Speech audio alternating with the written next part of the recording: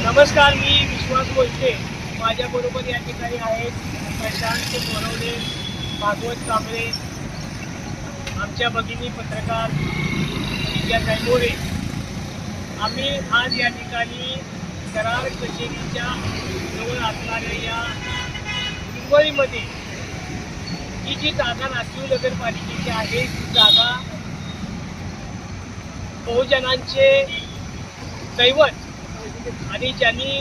मराठी साहित्याचं नाव रशियापर्यंत पोहोचवण्याचं महान काम केलं, त्या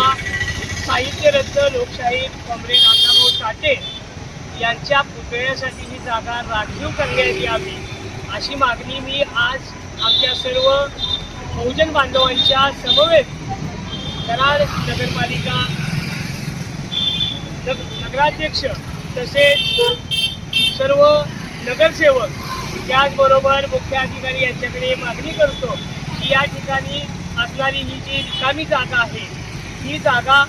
भारतरत्न डॉक्टर बाबासाहेब आंबेडकर यांना गुरुजींनी मांडलं, या साहित्यरत्न लोकशाहीर अण्णाभाऊ साठे यांच्या पुतळ्यासाठी राखीव करण्यात यावी अशी मागणी आज मी या ठिकाणी करतो. या मागणीचा बहुजन समाजाचा विचार करून